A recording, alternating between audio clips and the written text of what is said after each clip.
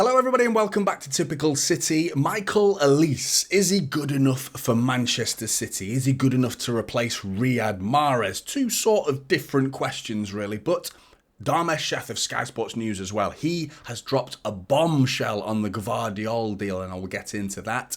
And a new deal for a superstar that was very much underrated and had an integral part to Manchester City's treble winning season. But first, let's start with Michael Olise. Is he good enough? Goal-wise, no, he's not good enough to replace Riyad Mahrez. He's very short of goals, 13 career goals in 144 appearances. That's a goal every 11 games. So, not great reading when you look at those numbers. Assists-wise, he got 11 last season, and that was in a Crystal Palace side. His ability on the ball, it looks top-notch, really good in tight spaces. But when you talk about goals and that particular position, we often throw the stats at Jack Grealish, and his stats aren't great reading, in truth. So I'm not convinced that he is going to be good enough to replace Riyad Mahrez, but there is potential for him to be good enough in a Manchester City shirt, and albeit he could play on the right wing and use his left foot, yes, on paper that sounds like Riyad Mahrez, but there may be something he brings different that Riyad Mahrez doesn't. But set pieces, outstanding, absolutely immense. His corner-taking ability, namely, obviously we saw that free kick where he battered it into the top right-hand corner against David De Gea at Selhurst Park for a last-minute winner. What a goal that was. Absolutely outrageous free kick. But that's a rarity. It seems like goals come once in a while for him, but his crossing ability, he's got this little dink, very Mahrez-esque, in fact, the way he can dink a little ball and whip it in. So there are things that he can do, there are things that he can't do, but when you talk about goals, I always think about players' age as well when you talk about goals, because the hardest thing to do in the game is score goals on a regular basis. And obviously Haaland's just out of this world, off the charts, but in terms of age and goals, they tend to go up as your age goes up when you're in that position. But you look at the likes of Didier Drogba at Marseille. Okay, he was a bit of an unknown, someone coming through the ranks and impressing a little bit at Marseille. But no one would have predicted when he signed for Chelsea at 26 years old. That is a late bloomer. So I wouldn't read too much into age just yet. I do think we talk about, people go onto FIFA more often than not and look at trajectory and pick players who FIFA tells them that they're going to be good, and then they run with that information and go, I know who's going to be good, it's this player. When it's, FIFA are just guessing. It's a well-educated guess. They have systems in place to guess these things and predict trajectories for players, but there are some players that you can't predict. Didier Drogba, there's no way you would have said at 25 years old when he was at Marseille that he was going to go on to be one of the Premier League's greatest ever strikers. Not a chance would anyone have said that. So you've got to take things into a perspective a little bit. His interviews, Michael Olise, they're worth signing him alone, just for that factor, just for his interviews. If you haven't gone, just type in Michael Olise interview. Worth it. Worth the 5 minutes that you need to go and find Google and type that into YouTube and search it. Worth it. Promise you. The guy is a wardrobe of a personality. Just the most blank-faced. Haaland and him would get on perfectly. It'd be one of the most mundane conversations you've ever heard in your life. Like, Erling, Michael, you all right? Yeah. See you later. Yeah. That's it, basically. His interview is the same. Michael, tell us about that goal. You and Wilfried Zaha linked up really well. Yeah. Zaha passed me the ball. Shot. Scored. Right. So how does it make you feel to score a last-minute goal like that? How does it feel? It must feel incredible. The feeling is good. Right. Moving on. Just for that, I'd love to see him at City, just for those interviews. Just so mundane. Like, it's funny to watch. I do like seeing it. He can't use his right foot as well. One thing that stands out for me, his right foot is non-existent. Mahrez definitely had a right foot, something he needs to work on. He's incredibly one-footed, which is something that Mahrez used to destroy people with, because they always assumed that he was going onto his left, and he would fake that to near perfection. It's the chop is it looks easy, but to perfect it to the Mahrez level is incredibly difficult to do, because you've got to get all the muscles in your leg have got to generate the look of like you're about to smack it as hard as you can, and at the very last millisecond you loosen all your muscles and relax it to go really delicate, and just a little delicate touch instead of whacking it as hard as you can. It's one of the hardest moves to do and get it right. It looks easy, but believe me, it's not. It is absolutely not. So he could chop onto his right and people would always assume, yes, he's left-footed, he's going to swing it. But he would go onto his right and drill it hard and low. How many goals did we see from Mahrez with his right foot? So many.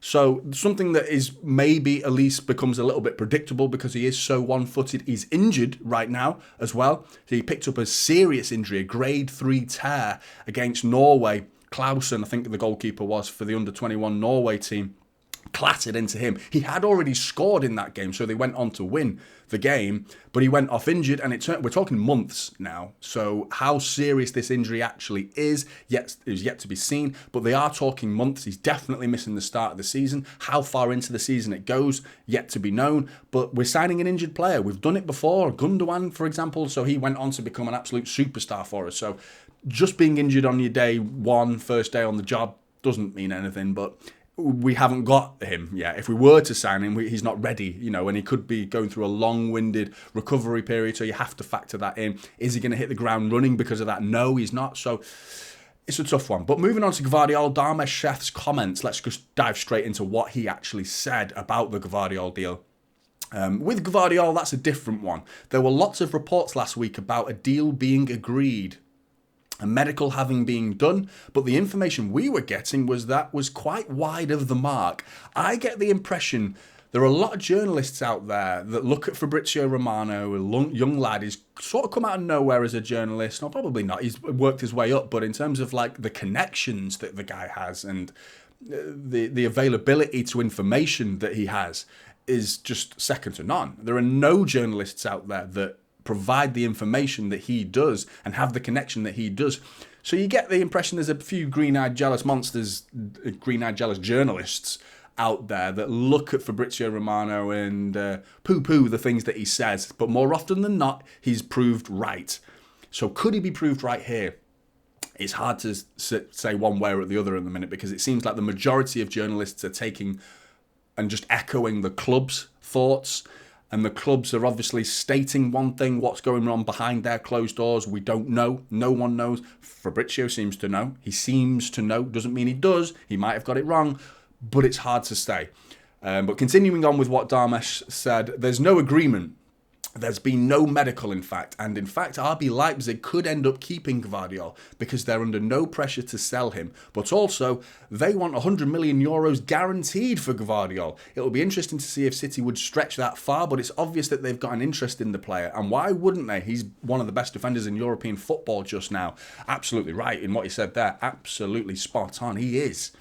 The issue with the whole situation, I think Laporte is lingering in the background of all this scenario, unfairly so, and being, I wouldn't say, I think City have respected him to an extent, and we are in a cutthroat business where we have to, if we see a better player that we can afford and go and get, and we can obtain that player, we've got to do it. We are that level of club now that we have to be cutthroat, and if you aren't good enough, you're out.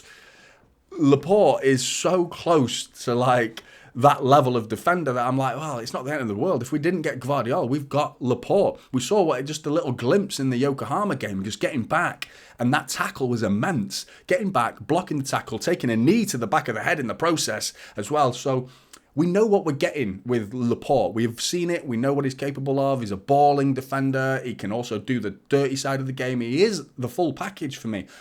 Gvardiol looks like he has that X factor, a superstar in the making, a defender that is just that extra 2-3% in all the departments of composure, defensive awareness, positioning, tackling, aerial duels, all the little details. He just seems that extra level above most defenders in Europe, and the fact that he is so young with so many years ahead of him, I just hope it doesn't come down to the clubs disagreeing, and City are just trying to maintain their image of we don't overpay for players. And I respect that. I think it's fantastic. The way we operate is starting to be recognised around Europe. Other clubs are looking at the way City do business, and more often than not, we come out the better. We're out of the two negotiators. We come out with good deals more often than not. But this one seems like they're trying extra hard to maintain that image of not going overboard for what they believe. They have a set valuation of a player, and if we're talking 10 million euros, it's 10 million euros at the end of the day. That is a lot of money,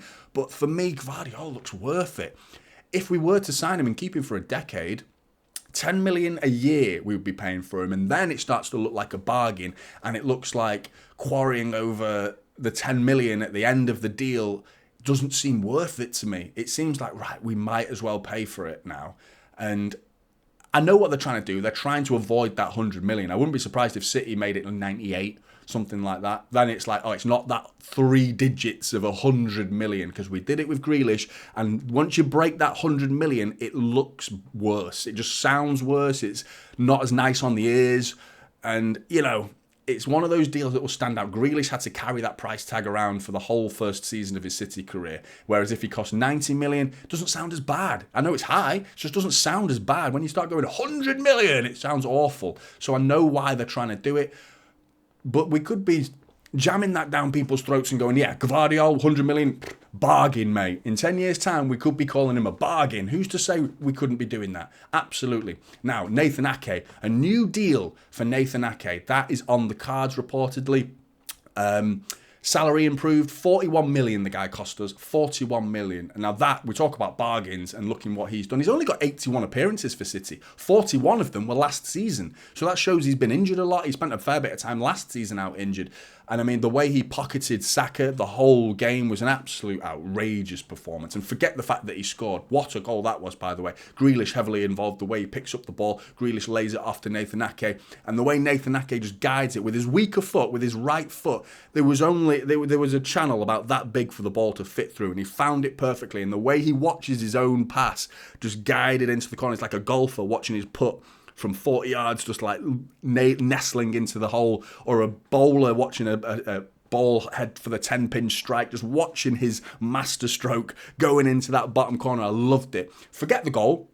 He pocketed Saka that whole game to the point where Saka's like, Trossard, fancy swapping wings, mate, because I'm getting battered over here.